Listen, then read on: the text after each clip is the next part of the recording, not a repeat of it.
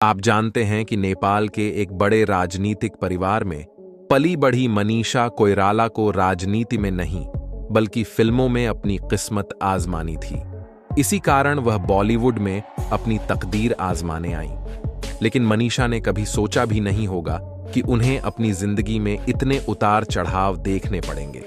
इन सब के अलावा भी उनकी जिंदगी में ऐसी घटनाएं घटीं जो आपको सोचने पर मजबूर कर देंगी। तो चलिए आज के इस वीडियो में जानते हैं कि एक समय बॉलीवुड पर राज करने वाली अभिनेत्री अचानक क्यों बॉलीवुड से गायब हो गई। लेकिन उससे पहले इस वीडियो को लाइक जरूर करें। क्या आपको पता है कि 16 अगस्त 1970 को नेपाल के काठमांडू में जन्मी मनीषा कोइराला के दादा विशेश्वर प्रसाद नेपाल के प्रधानमंत्री रह चुके हैं और पिता प्रकाश राजनीति में कैबिनेट मंत्री रह चुके हैं। मनीषा की शुरुआती पढ़ाई नेपाल में नहीं बल्कि बनारस के वसंत कन्या महाविद्यालय से हुई थी। बचपन से ही मनीषा डॉक्टर बनकर दूसरों की सेवा करने की चाह रखती थी, लेकिन उनकी खूबसूरती और अच्छी एक्टिंग स्किल्स के चलते फिल्मी दुनिया के द्वार उनके लिए खुल गए। बॉलीवुड इंडस्ट्री में मनीषा की शुरुआती पहचान एक नेपाली बॉलीवुड अभिनेत्री के तौर पर बनी। उन्होंने अपने करियर की शुरुआत 1979 में एक नेपाली फिल्म से की। 90 के दशक में उन्होंने सलमान खान, शाहरुख खान, आमिर खान, गोविंदा और संजय दत्त जैसे बड़े बॉलीवुड स्टार्स के साथ काम किया। हर किसी की तरह मनीषा का सफर भी फिल्मों में आने से पहले बहुत ही मुश्किलों भरा रहा। उन्होंने इस मुकाम पर पहुंचने से पहले अपने जीवन में बहुत सी असफलताएं देखीं, जिसका उनकी मेहनत पर कोई असर नहीं पड़ा। मीडिया रिपोर्ट्स के मुताबिक मनीषा कोइराला एक बार ऑडिशन दे रही थी, लेकिन ऑडिशन के दौरान एक डायरेक्टर ने उन्हें टेबल एक्ट्रेस कहकर रिजेक्ट कर दिया था। वह डायरेक्टर कोई और नहीं बल्कि जाने माने मशहूर व्यक्ति विनोद चोपड़ा थे। उन्होंने मनीषा की एक्टिंग देखकर उनकी काफी आलोचना की थी और उनकी एक्टिंग को बकवास बताया था। लेकिन उस वक्त शायद उन्हें अंदाजा नहीं था कि यही एक्ट्रेस आगे चलकर हिंदी सिनेमा पर राज करने वाली है। विनोद की वह बात मनीषा के दिल पर लग गई और वही मनीषा की जिंदगी का टर्निंग पॉइंट था। उन्होंने ठान लिया कि वह एक दिन मशहूर अभिनेत्री के रूप में खुद को साबित करेंगी। मनीषा के फिल्मी करियर की शुरुआत 1951 में सुभाष घई द्वारा निर्देशित फिल्म सौदागर से हुई थी। इस फिल्म में उस समय के दो लीजेंड कलाकार राजकुमार और दिलीप कुमार एक साथ बड़े पर्दे पर दिखाई दिए थे। यह फिल्म साल की सबसे बड़ी ब्लॉकबस्टर हिट साबित हुई थी। पहली फिल्म ने मनीषा को रातों रात हिंदी सिनेमा की सुपरस्टार बना दिया था। उन्होंने उस दौर में अपने अभिनय के चलते खुद को हिंदी सिनेमा की सर्वश्रेष्ठ अभिनेत्री में शुमार कर लिया था। 1996 में पार्थिव घोष द्वारा निर्देशित फिल्म अग्निसाक्षी और संजय लीला भंसाली की फिल्म खामोशी ने मनीषा को इंडस्ट्री की टॉप लीडिंग हीरोइन बना दिया। दोनों ही फिल्मों में मनीषा के अलग अलग रूप देखने को मिले। अग्निसाक्षी में मनीषा अपने बीमार पति का ध्यान रखते हुए एक पतिव्रता पत्नी के रूप में दर्शाई गई, जबकि खामोशी में वह अपने गूंगे माँ बाप का ध्यान रखने वाली प्यारी सी एनी की भूमिका निभाती नजर आईं। दोनों ही फिल्मों में उनके अभिनय को देखकर सभी आलोचक दांतों तले उंगली दबा गए। 1977 में मनीषा बॉबी देओल और काजोल के साथ फिल्म गुप्त हिडन ट्रुथ में नजर आईं, जो ब्लॉकबस्टर फिल्म साबित हुई थी। इसी साल में पहली बार बड़े पर्दे पर शाहरुख खान के साथ फिल्म दिल से में नजर आईं। इस फिल्म में मनीषा को आलोचकों से काफी अच्छी प्रतिक्रिया मिली। साथ ही उन्हें इस फिल्म के लिए फिल्म फेयर बेस्ट एक्ट्रेस का नामांकन भी मिला। 1999 में वह फिल्म मन और अजय देवगन स्टारर फिल्म कच्चे धागे में नजर आईं।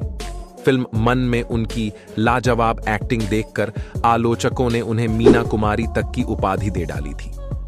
यह फिल्म इस साल की सबसे बड़ी फिल्मों में से एक साबित हुई। 2000 में वह मल्टी स्टारर फिल्म लज्जा में नजर आईं। इस फिल्म में उनका अभिनय काबिले तारीफ था। इसके बाद वह 2002 में Ajay Devgan starrer film Company में नजर आईं। इस फिल्म के लिए उन्हें तीसरे फिल्म फेयर क्रिटिक्स अवार्ड से भी नवाजा गया। 2003 में मनीषा काफी लो बजट फिल्मों में नजर आने लगी। इसी साल वह फिल्म एस्केप फ्रॉम तालिबान में नजर आईं। इस फिल्म के लिए उन्हें Bengal film journalist association award से भी सम्मानित किया गया। इसके बाद वह फिल्म मार्केट में एक जवान बंजारा औरत की भूमिका में दिखाई दी। इस फिल्म के लिए उन्हें आलोचकों से बेहद सकारात्मक प्रतिक्रिया मिली और फिल्म ने बॉक्स ऑफिस पर अच्छी कमाई भी की। मनीषा अभिनेत्री होने के साथ साथ एक निर्माता भी हैं। उन्होंने फिल्म मेकिंग का डिप्लोमा न्यूयॉर्क यूनिवर्सिटी से किया है। मनीषा ने अपने बैनर के तहत फिल्म पैसा वसूल का निर्माण किया, जो बॉलीवुड में अब तक नहीं बनी थी। इस फिल्म की लीड हीरोइन सुष्मिता सेन थी। इस फिल्म की खासियत यह थी कि यह न तो लव स्टोरी थी और न ही इसमें कोई हीरो था। 2007 में वह फिल्म अनवर में एक सपोर्टिंग एक्ट्रेस के रूप में नजर आईं। उन्होंने हिंदी सिनेमा में फिल्म मुंबई एक्सप्रेस से एक जबरदस्त वापसी की।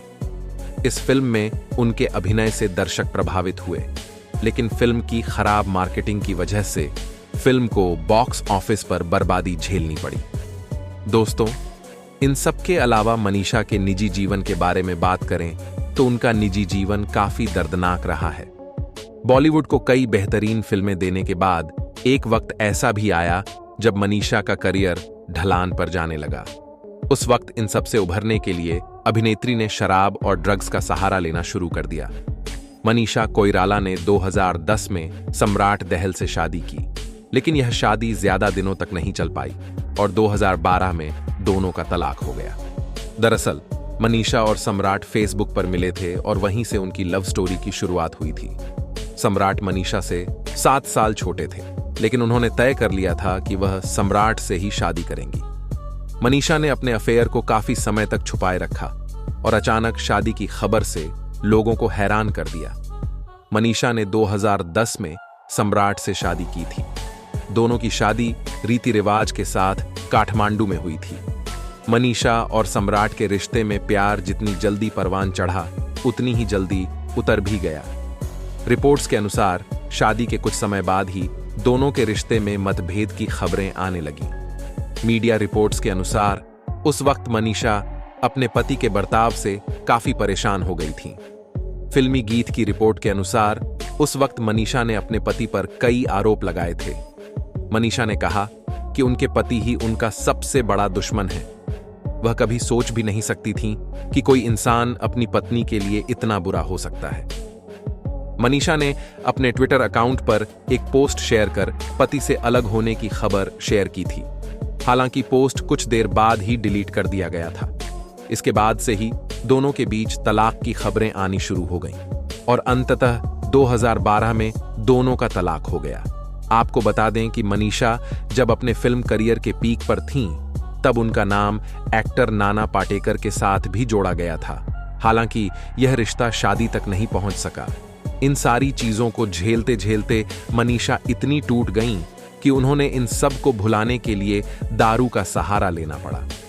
2012 में मनीषा की तबीयत अचानक कुछ ज्यादा खराब हो गई, जिसके बाद वह मुंबई के अस्पताल में इलाज के लिए भर्ती हुई।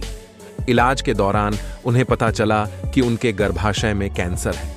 इस खबर के बाद मनीषा के पैरों तले जमीन खिसक गई। वह कुछ सोच नहीं पा रही थी।